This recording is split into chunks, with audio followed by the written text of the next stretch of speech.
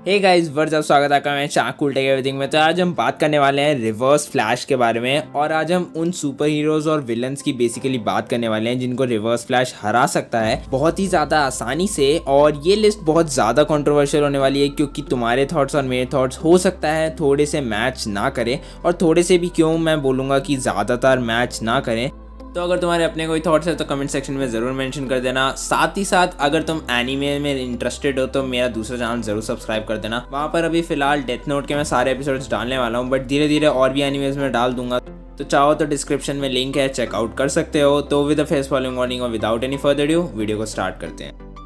Number 10 Daredevil. तो number 10 पे आता है डेयरडेविल, या फिर मार्वल का ब्लाइंड विजिलेंटी और लॉयर। तो अगर तुम डेयरडेविल को नहीं जानते कि डेयरडेविल कौन है, तो डिज्नी प्लस पे इसके 3 सीजन है, जाओ जाके देख लो। इसकी पूरी एक सीरीज है और उससे तुम्हें थोड़ा सा आइडिया लग जाएगा कि डेयरडेविल कौन है। और बेसिकली डेयरडेविल के पास हाइटेंड सेंसेस हैं और उसके पास एकोलोकेशन की पावर्स है, मतलब वो बहुत दूर का सुन सकता है अगर वो कंसंट्रेट करे तो।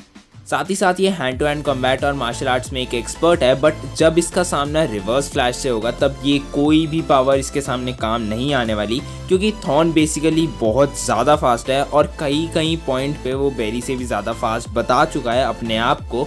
और डेयरडेविल जब किंगपिन से ही नहीं लड़ पाता, जबकि किंगपिन के पास स्पीड के नाम पे कुछ भी नहीं है, तो वो रिवर्स फ्लैश का तो क्या ही मुकाबला करेगा। Number 9 Spiderman. तो यहाँ पे मैं किसी पर्टिकुलर स्पाइडरमैन की बात नहीं कर रहा हूँ, मैं यहाँ पे तीनों स्पाइडरमैन को कंसिडर कर रहा हूँ, टॉम हॉलैंड, टोबी मैगवायर और एंड्रू गारफील्ड वाले स्पाइडरमैन को। तो बेसिकली अगर हम इनकी बात करें तो रिवर्स फ्लैश स्पाइडरमैन को कब हरा के चला जाएगा स्पाइडरमैन को खुद भी पता नहीं चलेगा। और इसका एक बहुत ही मेन और इम्पॉर्टेंट रीज़न ये है कि अगर हम टॉम हॉलैंड वाले स्पाइडरमैन की बात करें और उसको कंसिडर करके चलें कि वो रिवर्स फ्लैश से कभी लड़ता है, तो वो एक बारी को फिर भी रिवर्स फ्लैश से थोड़ी बहुत फाइट कर सकता है, क्योंकि उसके पास स्टार्क टेक है और स्टार्क एआई कंसिस्ट करती है, और एआई मूव्स को कॉपी भी कर सकता है और मूव्स को डिस्कवर भी कर सकता है और नेक्स्ट मूव का प्रेडिक्शन भी कर सकता है। तो उसके पास तो सूट का एक एडवांटेज मान के चल सकते हैं कि वो रिवर्स फ्लैश से थोड़ी बहुत फाइट कर सकते, बट जीत नहीं सकते। और उसका एक जो मेन रीज़न है वो ये है क्योंकि स्पाइडरमैन के पास सिर्फ और सिर्फ स्पाइडी सेंस और सुपर ह्यूमन स्ट्रेंथ है, साथ ही साथ वो वेब्स भी फेंक सकते हैं। तो वो चाहे जितनी भी अपनी पावर्स को एनहांस कर ले, वो तब भी रिवर्स फ्लैश को नहीं हरा सकते हैं। Number 8 God speed. तो अब अगर हम स्पीडस्टर्स पे आए तो स्पीडस्टर्स में सबसे पहला स्पीडस्टर जो हमारे दिमाग में आता है वो है गॉड स्पीड यानी ऑगस्ट। और इस चीज़ को थोड़ा और अच्छे समझने के लिए मैं गॉड स्पीड और रिवर्स फ्लैश की टॉप स्पीड्स को कंपेयर करूंगा। तो सबसे पहले बात करते हैं गॉड स्पीड की। तो गॉड स्पीड की जो टॉप स्पीड नोटेबल है अभी तक वो है 10 times faster than the speed of light. और अगर हम दूसरी तरफ बात करें रिवर्स फ्लैश की, तो रिवर्स फ्लैश की जो टॉप स्पीड नोटेबल रही है वो है 75 लाख माइल्स पर आवर। इसका मतलब अगर हम इसे लाइट स्पीड के अंदर कन्वर्ट करें तो रिवर्स फ्लैश 2043 टाइम्स फास्टर है लाइट की स्पीड से, जो कि बहुत ज़्यादा फास्ट होता है। और गॉड स्पीड 10 टाइम्स फास्टर है लाइट की स्पीड से। तो तुम अपने आप समझ ही जाओ यहाँ पर कि कौन विनर है। Number 7 Hunter Zolomon. तो मैं जानता हूँ तुम में से बहुत लोग ये बोलेंगे कि गॉड स्पीड हंटर ज़ोलोमन से ज़्यादा फास्ट है और वो उससे ज़्यादा केपेबल भी है रिवर्स फ्लैश को हराने में। तो मैंने हंटर ज़ोलोमन को गॉड स्पीड से पहले क्यों रखा है, तो इसका सिर्फ एक ही रीज़न है कि हंटर ज़ोलोमन गॉड स्पीड से बहुत ज़्यादा बड़ा साइको है। मतलब सीरीज़ में तो हमें हंटर ज़ोलोमन ज़्यादा साइको दिखाया गया है गॉड स्पीड के कंपैरिजन में, तो इसका जो साइकोनेस लेवल है वो रिवर्स फ्लैश के आसपास कहीं स्टैंड आउट करता है।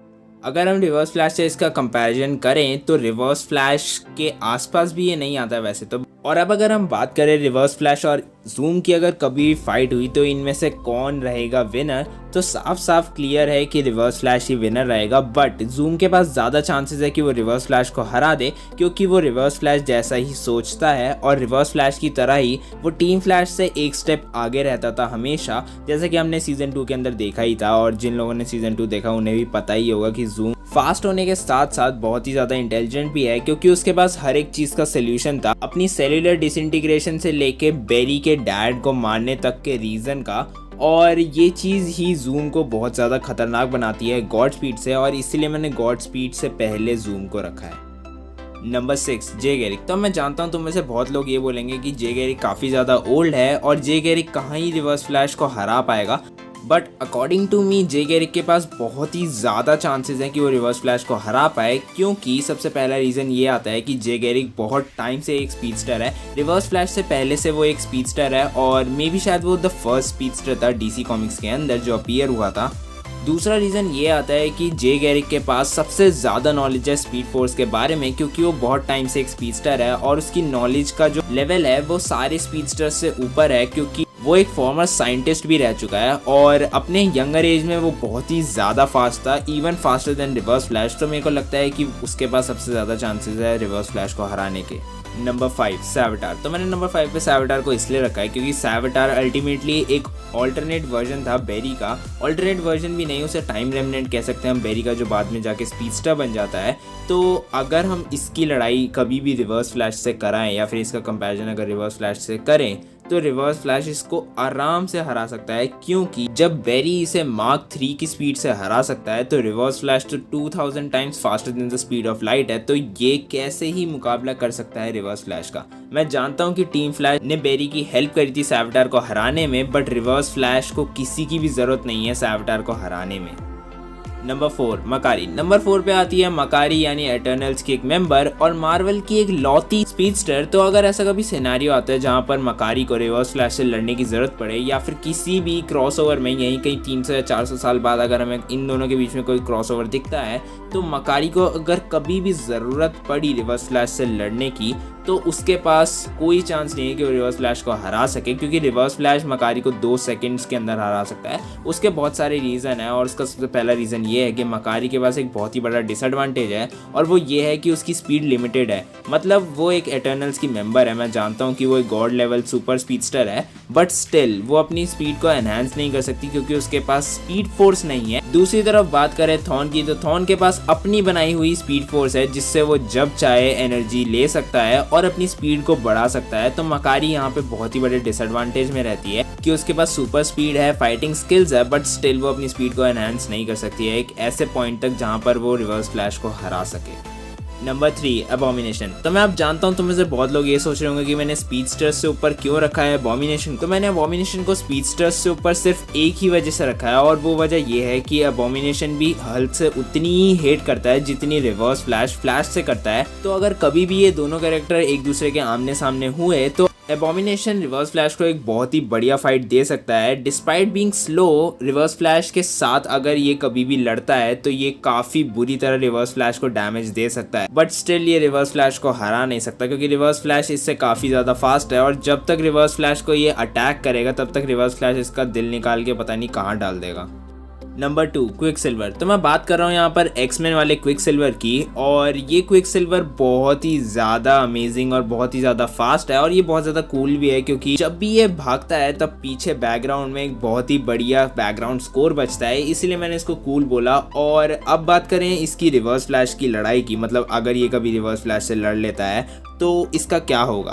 तो इसका कुछ नहीं होगा, ये रिवर्स फ्लैश को काफ़ी बढ़िया बैटल दे सकता है पिछले 1-2 कैरेक्टर्स की तरह, बट स्टिल ये रिवर्स फ्लैश को नहीं हरा सकता है क्योंकि यार तुम्हें एक चीज़ समझनी होगी कि रिवर्स फ्लैश बहुत ही बड़ा साइको स्पीडस्टर है। मतलब उसका जो साइकोनेस लेवल है वो कोई भी डिटरमाइन नहीं कर सकता है क्योंकि कॉमिक्स में उसका जो पागलपन है वो यहाँ तक इस हद तक गिर चुका है कि जो उसके रास्ते में आता है वो टाइम में पीछे ट्रैवल करता है और उसको एग्जिस्टेंस से ही मिटा देता है। तो अगर हम ये मान लें कि क्विक सिल्वर और इसकी कभी लड़ाई होती है तो पहले तो स्पीड के लेवल्स पे क्विक सिल्वर इसके आसपास भी नहीं आता है।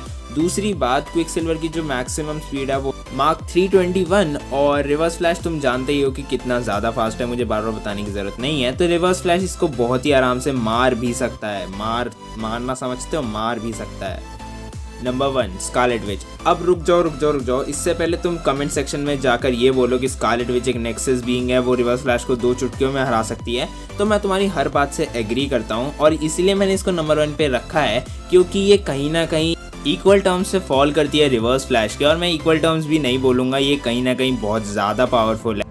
और अगर कभी इन दोनों का मैचअप हुआ या फिर ये दोनों डिसाइड करते हैं एक दूसरे से लड़ने के लिए तो रिवर्स फ्लैश काफ़ी बुरी तरह हार जाएगा स्कारलेट विच से। बट रिवर्स फ्लैश के पास एक वाइल्ड कार्ड है जिसको यूज करके वो स्कारलेट विच को हरा सकता है, मे भी हरा सकता है क्योंकि मैं नहीं जानता कि स्कारलेट विच टाइम ट्रैवल कर सकती है या नहीं कर सकती है। और अगर वो टाइम ट्रैवल नहीं कर सकती तो थॉन के पास बहुत ही बड़ा एडवांटेज है क्योंकि थॉन आराम से पीछे टाइम में जा सकता है और उसकी एग्जिस्टेंस को रिमूव कर सकता है, जैसे उसने काफ़ी सारे कैरेक्टर्स के साथ किया था, चाहे वो कितने ही स्ट्रॉन्ग कैरेक्टर्स हों। इस हिसाब से वो हर किसी कैरेक्टर को हरा सकता है। बट कुछ कैरेक्टर्स ऐसे हैं जो उसकी स्पीड को इग्नोर कर देंगे और उसको आराम से मार देंगे, तो इसलिए मैंने उन कैरेक्टर्स को इसमें ऐड नहीं करा है। उस हिसाब से तो ये हर किसी को सोलो कर सकता है। मैंने सिर्फ उन्हीं कैरेक्टर्स का नाम लिया है इस लिस्ट में जो सेंसिबली इसको हरा सकते हैं या फिर इससे हार सकते हैं।